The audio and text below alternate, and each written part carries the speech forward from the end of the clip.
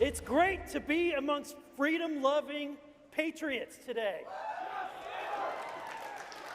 You know, I had a prepared speech, but I decided I'm just going to leave it in the hotel room, and I'm going to just tell you what my experience has been like and up until this point, and what I think needs to happen in the coming years and the fight that we're facing. So I got involved in politics. I was the computer nerd. I was a guy, if you've ever seen the movie Office Space, yes, I was the guy who would, you know, who had my cubicle. I would sit there, but what I was able to do, what made the day go by, is talk radio. And I would sit in my cubicle and get angry about the fact that I'm paying enormous taxes, I'm paying again and again and again, and the results are horrible that we're getting out of Washington, D.C., out of the state of Missouri. And so I started supporting good candidates. And then I got disappointed with those candidates. And so I decided I'm going to run myself. So I ran for state representative, and I got elected. Now, when you get elected, the first thing that happens is that they start coming to you, okay? The first thing they'll do is they'll say, oh, wouldn't it be nice if someday you become a chairman? Or the first question they ask you is, what committees do you want to be on, right? And so then that's them creating these incentives for you, dangling things in front of you that appear to be important, but at the end of the day, you are a member of the House. You're a member of the Senate. You have just as much authority as anyone, especially if you know how to use it. But that's the game that they want you to play. They want you to kiss leadership's ring. They want you to not do anything. In fact, when I first got elected, there was a gentleman who was a senior member. He pulled me, he's from my area. He pulled me aside on a committee hearing and he said, son, let me tell you how things really work up here and what you're going to do, right? Well, I'm happy to say that same guy is the guy that I beat last year in the primary for Congress.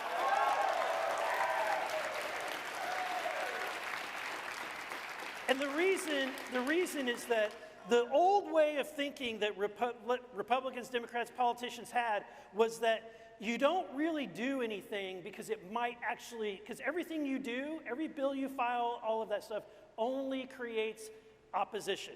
It only creates negative opposition. And therefore, you don't want to really do anything. You can talk about doing things, but nobody really wants you to do anything when you get up there. But you know what I did? I said, I'm going to do something. I'm not going to talk about these things. I'm actually going to do it. So I'll tell this story about the bill that I filed and passed. It's called constitutional carry. So I was this green freshman, came to the Missouri House. I met with a very well-known gun organization, Firearm Association, and I was excited. I thought, I'm going to tell them I want to do constitutional carry in Missouri. And I was expecting, this, rah-rah yes. But instead, guess what I got? Oh, son, let me tell you how the things really work around here. Okay? And so that was deflating, absolutely deflating. It wasn't until later that year that I got a phone call in my office from a constituent. They called, my intern answered the phone, and they asked the intern, where does Eric stand on constitutional carry? My intern came and asked me, and I said, I ran and grabbed the phone, and I told that constituent, I support constitutional carry, and because of your phone call, I'm now walking the bill to the clerk's office and filing the bill. See, I don't want you to miss this. Look, government is not going to save the country. You're going to save the country. You're going to save the country. It takes folks like you, and it takes grassroots organizations. It takes phone calls. Look, politics is downstream from culture. Politicians want to avoid any conflict. And if you expect more of them and you create conflict, you will start seeing politicians move. And so the way we passed constitutional carry, after I filed it, every year I pushed the bill forward, more, from committee to the floor. One year when the bill, another gun bill that was supported by, the big gun group came across, I was the handler of that bill. And I really ticked off leadership and the speaker, because what I did is I took constitutional carry and I put it on the other bill that everybody expected to pass that year. And that got their attention. And as a lawmaker, if you realize you don't care, you don't need leadership, you don't need them, that you're there to serve your constituents, that you're there because you got support of people back home, you can become fearless. And that is what politicians don't like. They do not like fearless elected officials.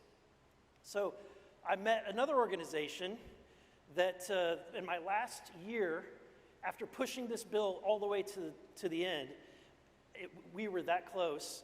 And with the help of a Missouri Firearms Coalition, with Aaron Dorr and others, they were able to help me not only get it to the finish line, but scare anybody from opposing a firearms bill ever again. And the truth is, your elected officials should be scared of you. They should be scared of you. Elected officials work for you. They work for you, and they ought to be scared of what you might be able to do to them, right? And so now I'm in Congress, okay? Guess what happened to me the first week I was in Congress?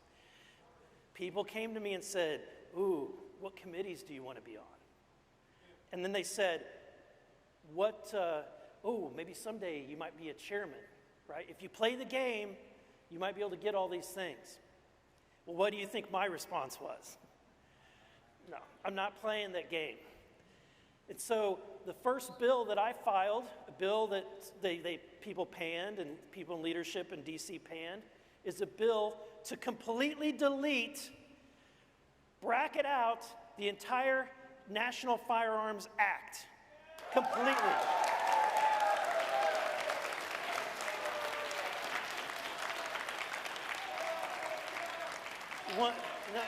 Thank you. The other bill that I passed as a state legislator is now being sued by Joe Biden, okay? Joe Biden hates this bill. It's called the Second Amendment Preservation Act. And this is what I want to inspire you to do this. What's happened across the nation with states that pass legalizing marijuana laws? It's a really good thing for states' rights. It's a good thing for liberty. Because what states are saying is, you're not going to take our resources and enforce these laws. They've got better things to do. And so what I said is, let's do this with everything. We'll start with firearms. Because your state lawmakers, your sheriffs, they are not the appendage of Joe Biden. They are not working for Joe Biden. They're working for you. You pay their taxes. And they ought to be defending you against the unconstitutional gun grabs from people like Joe Biden.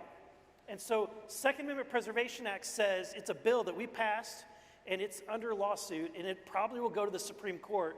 And that bill says that it is completely that if a law enforcement official tries to enforce a federal firearm law, then they can be sued by the individual that they're harming.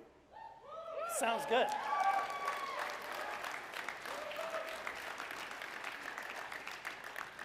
But so sadly, I couldn't serve in the Missouri Senate forever. And now I'm a little fish in a big pond. But I've got a voice. And I've got you. And people like you. Because the lessons that I've learned being in politics is that one person can't do things alone. You need the help from the community. You need the base. You need the grassroots. You need warriors who are not afraid to go call other lawmakers and demand from them what they expect. And so I'm having a lot of fun. It's been very different. And I'll tell you, DC is as swampy as you can imagine. It's absolutely atrocious. And, whenever I went up there, we're really at a very dark time in America where liberty is under threat. We just went through the COVID area, and Rand talked about it better than I can. But think about how much liberty was lost like that through fear. They shut down churches. They told you you can't go to work. They forced vaccines into people's arms that were untested. All because of fear. And Fauci knew that this was created in a lab, that he had funded it. He lied to the American people again and again. And the truth is, he ought to be put in jail.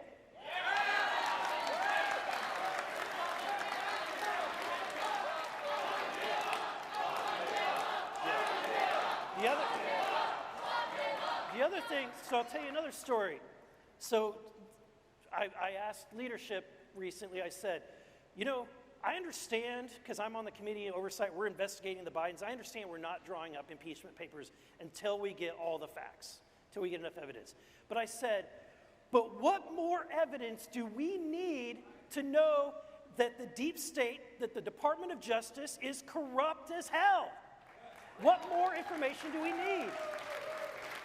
We should be taking action against the FBI, against rogue individuals who destroy, the lives of conservatives and citizens. Yeah, we need to be firing these people, and some of them need to go to jail. So we need to impeach Merrick Garland. You have a rogue Homeland Security administrator in Alejandro Mayorkas. This guy purposefully ignores the law. He is supposed to have operational control of the border. When you allow 7 million people through the southern border in the 3 years' time that you've been there, that is not operational control. They're trying to radically change this nation through the southern border. Yes, and then these kids are being exploited.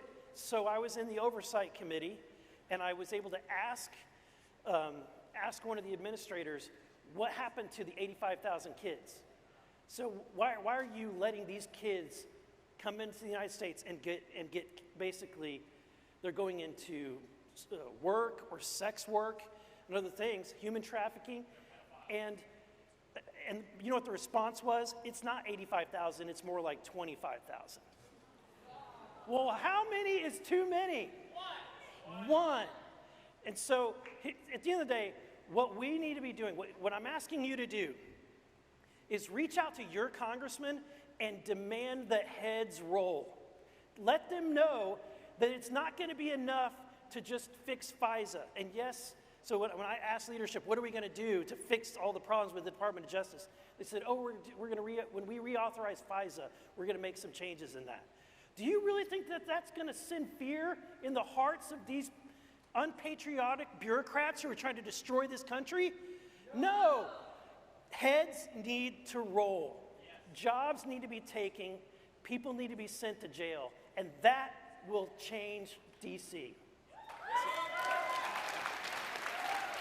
Again, I couldn't be in the position I am without support from folks like you, without the energy, without your enthusiasm, without your excitement. And so this nation isn't going to be won by one.